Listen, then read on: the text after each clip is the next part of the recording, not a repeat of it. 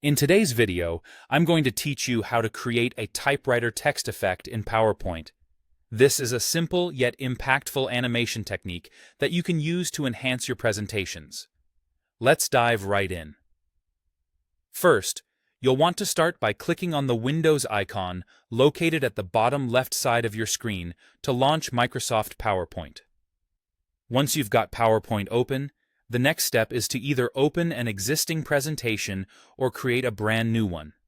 After that's done, go ahead and add any necessary elements such as photos, tables, or other content that you want to be part of your slideshow. Now, it's time to get down to business with creating that typewriter effect. Begin by creating a new text box. You'll want to type in your desired text within this box.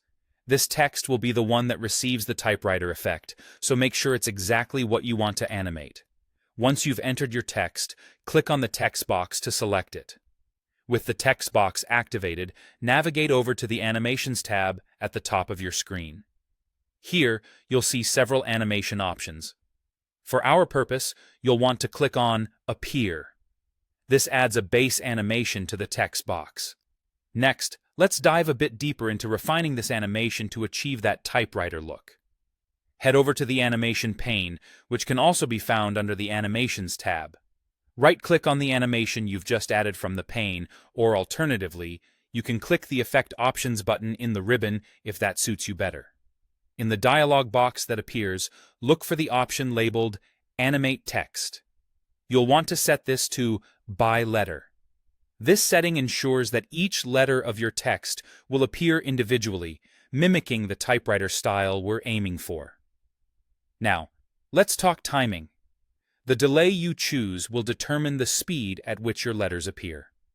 In the same Effect Options dialog, you'll see an option to change the delay between each letter. A delay of 0.05 to 0.1 seconds will create a snappier typing effect. If you're looking for something slower and more dramatic, opt for a higher value. Remember, adjusting the delay is all about personal preference and finding what best suits your presentation's pace and tone. Finally, when you're satisfied with your settings, it's time to preview your work. Run the slideshow to see your new typewriter effect in action. Watching it play out will give you an opportunity to see if any final tweaks are needed. And there you have it. A captivating typewriter text effect right in your PowerPoint presentation. I hope you find this tutorial helpful and that it adds a special touch to your slideshow. Thanks for watching and happy presenting!